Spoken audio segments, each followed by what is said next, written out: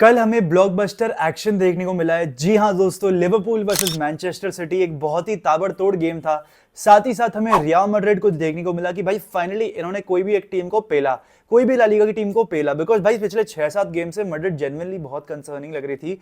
कल भी कंसर्निंग ही लगी है, उसमें कुछ दो राय नहीं है, कोई फर्क नहीं है। लेकिन जो लास्ट हाफ एन आवर देखने को मिला ना, एंड साथ ही साथ आर्दा गुलर का goal, it made it up for everything that has been going around and surrounding Real Madrid भाई। तो भाई hey guys, welcome back to the Madrid Pandits. अगर तुम इस चैनल पे नए हो तो चैनल को सब्सक्राइब कर दो, इस वीडियो को लाइक करना एंड इस वीडियो को एंड तक जरूर देखना भाई, बिकॉज बहुत सारी चीजें हैं जिनके बारे में आज हमें बात करनी है। सबसे पहले बात करेंगे मैड्रिड की परफॉर्मेंस के बारे में, किस तरीके से मैड्रिड ने परफॉर्म करा है, फर्स्ट हाफ में क्या चीजें हुई, क्या डिफरेंसेस थे इन द लाइनअप एंड क्या हमने टैक्टिकली डिफरेंट करा। सबसे पहले तो लाइनअप में काफी सारे डिफरेंसेस थे। हम लोग क्रूज, चुआमेनी, वेल्वर्डे, बेलिंगम की मिडफील्ड खिलाते थे हर गेम में प्रैक्टिकली, एंड साथ ही साथ कारवाल थे। वो सारे प्लेयर्स को सब ऑफ किया एक्सेप्ट वेल्वर्डे। यहाँ पर आपने कामाविंगो को खिलाया as the lone central defensive midfielder, Luka Modric और वेल्वर्डे की मिडफील्ड खिलाई, साथ ही साथ Brahim Diaz up top as the number 10, Lucas Vazquez, lord Lucas Vazquez को आपने राइट बैक पे खिलाया and he gave a master class.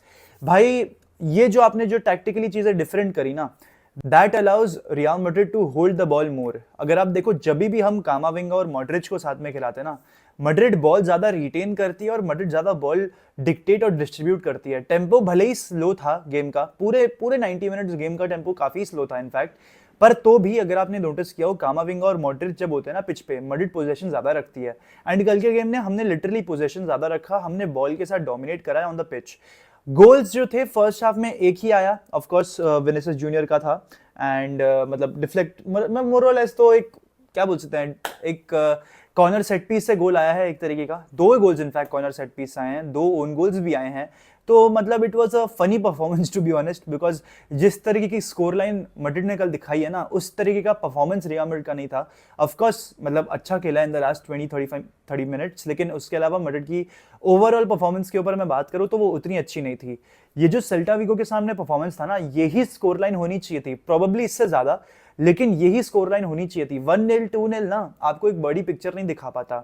1-0 2-0 जब परफॉर्मेंसेस होते हैं ना रियल मैड्रिड के, जो हो रहे थे पिछले 6-7 गेम में, वो आपको बिगर स्टोरी नहीं दिखा पाता, वो बिगर स्टोरी हाईलाइट नहीं करता है। अब क्या है बिगर स्टोरी, मैं वो तुम्हें बताता हूं। जब मैड्रिड 1-0 या 2-0 जीत रही होती है ना, तब एक चीज हाइड हो जाती है, दैट मैड्रिड की गोल स्कोरिंग प्रॉब्लम है। अभी कल के मैच की भी अगर बात करूं, Madrid had a lot of chances, ठीक है, ब्राहिम डियाज को बहुत मौके मिले, विनिसियस जूनियर को बहुत मौके मिले, रोड्रिगो को बहुत मौके मिले, लेकिन अल्टीमेटली जो हो पाया वो आपके सामने है, ठीक है। अब मैं यहाँ पर स्पेसिफिकली एक प्लेयर की बात करना चाहता हूं, वो है Rodrygo Goes. Time and time again मैं ये चीज दोहराए जा रहा हूं कि रोड्रिगो गोएज जो है वो ड्रिबल करता है तो वो एक ऐसी एरिया में घुस जाता है जहां पर और प्लेयर्स होते हैं, एंड इनफैक्ट उसके चक्कर में प्ले क्लस्टर्ड हो जाता है, एंड साथ ही साथ हम बॉल लूज कर देते हैं बहुत इजीली। कल की अगर रोड्रिगो की परफॉर्मेंस के ऊपर मैं बात करूं ना, I don't think he completed even a single dribble last night, and ये चीजें ना होती आ रही हैं, तो इसलिए बहुत सख्त जरूरत है कि हम रोड्रिगो को बेंच कर दे। अब क्योंकि हमें इतने इंपॉर्टेंट गेम्स अभी के लिए फॉर सम टाइम नहीं खेलने हैं, ओसासुना का मैच है if I am not mistaken, and उसके बाद शायद से हमारा इंटरनेशनल ब्रेक है, तो यहाँ पर आपको थोड़ी सी राहत मिल जाएगी एंड रोड्रिगो को भी अपने ऊपर फोकस करने का मौका मिल जाएगा।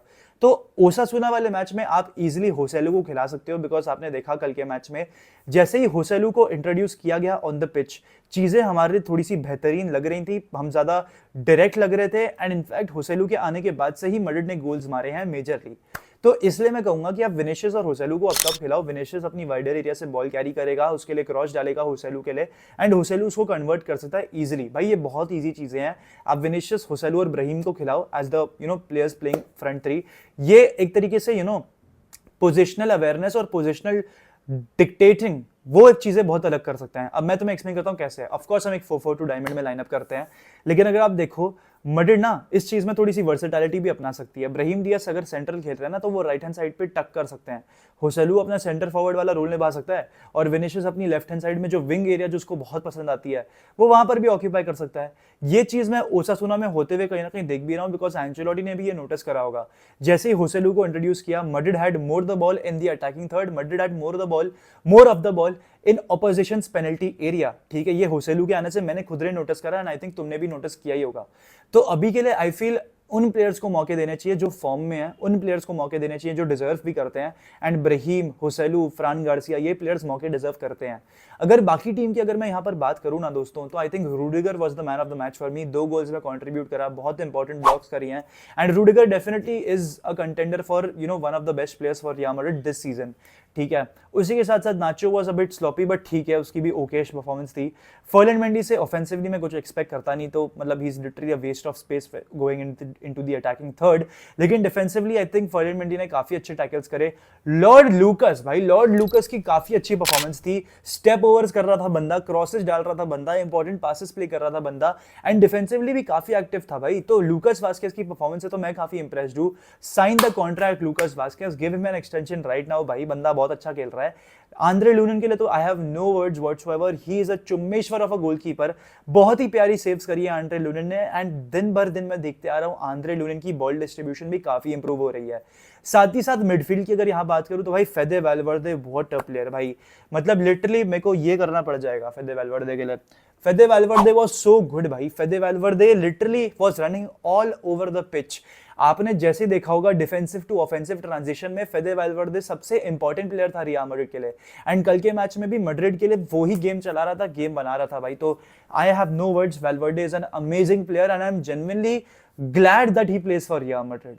साथ ही साथ मैं कामाविंगा और मॉड्रिच के ऊपर भी बात करूंगा। I think Modric had 7 out of 10 performance because he was playing important passes and अपने पासेस कंप्लीट कर पा रहा था। वो ऐसा प्लेयर लग ही नहीं रहा था जिसको बहुत नेगेटिविटी के अराउंड रखा गया हो, especially in the first half of the season.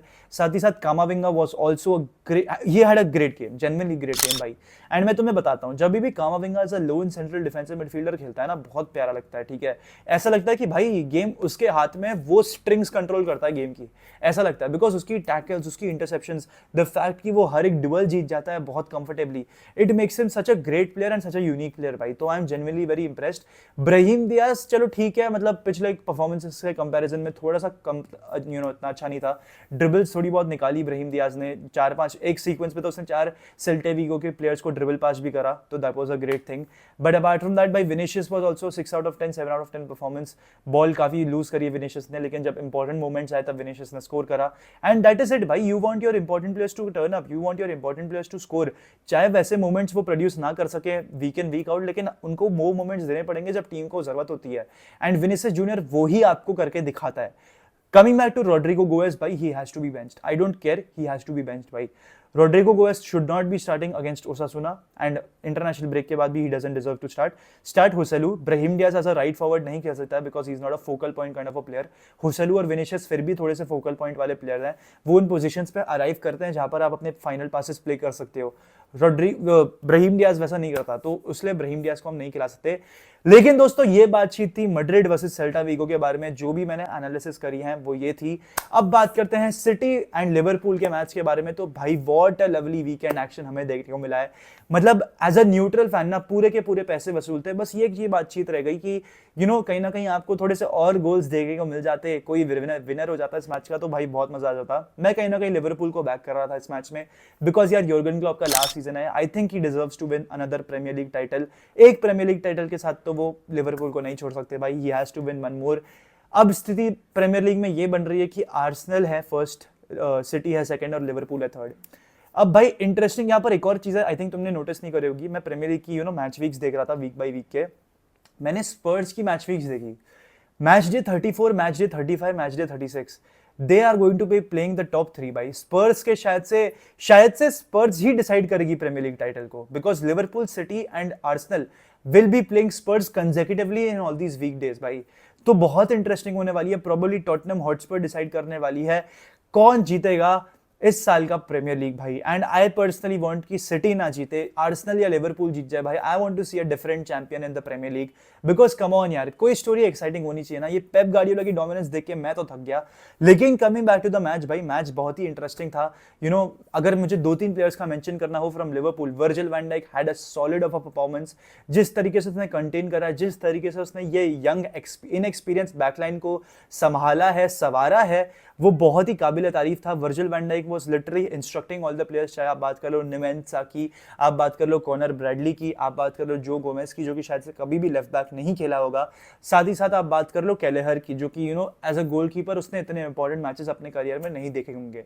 तो वर्जिल वैन डाइक सबको कंट्रोल कर रहा था, लीड कर रहा था and he had a top notch performance.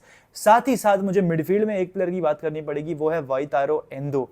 What a player भाई, व्हाट अ प्लेयर। जिस तरीके से इतने इंपॉर्टेंट इंटरसेप्शंस, रिकवरीज, डुअल्स जीते हैं ना एंडो ने, I think he was probably bossing the midfield कहीं ना कहीं alongside De Bruyne from Manchester City. And चीजें बहुत इंटरेस्टिंग लग रही थी भाई। Wataru Endo had a great night and वही है भाई, वो एक ऐसा प्लेयर है जिसकी परफॉर्मेंस उतनी नोटिस नहीं होगी अगर आप फुटबॉल को प्रॉपरली समझते हो। आपने शायद से कल एंडो को बहुत ध्यान से देखा होगा तो आप समझोगे कि भाई ही हैड अ ग्रेट नाइट।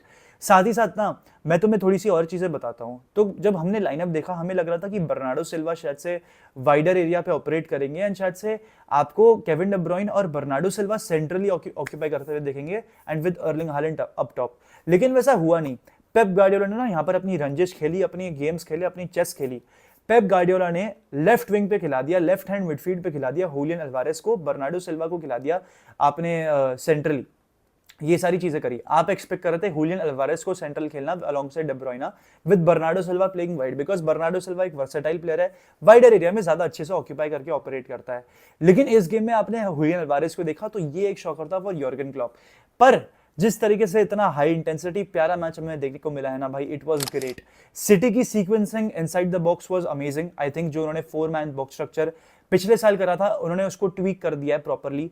वो एक 3 मैन डिफेंस के साथ जाते हैं जहां पर अकांजी, आके एंड काइल वॉकर रहते हैं। 3 मैन डिफेंस रहती है उनकी, जहां पर वो मौके देते हैं जॉन स्टोन्स को to go inside the midfield and John Stones midfield बनाते हैं यहाँ पर not a 4 man midfield but a 3 man midfield, जहां पर आपके प्लेयर्स आते हैं like Rodri, Kevin De Bruyne and John Stones. उसके बाद आपकी अटैक होती है of Julian Alvarez, Foden and Haaland. ये आपकी एक तरीके से फॉर्मेशन रहती है। जहां तक मैंने नोटिस करा है भाई, यही की ऑब्जर्वेशन है मेरी, they were lining up in a 3-3-4 primarily City, specially in the sequencing in the transition phase. तो वो एक चीज थी जो मैंने डिफरेंट देखी from Manchester City, specially from last year City. तो दोस्तों यही था आज का रिव्यू। अगर आपको वीडियो अच्छा लगा तो प्लीज वीडियो को लाइक कर देना, चैनल को सब्सक्राइब कर देना। एंड विद दिस यार दोस्तों, हाला मद्रिद इन नमाज हस्ता एल फिनल वामुस रियल शू।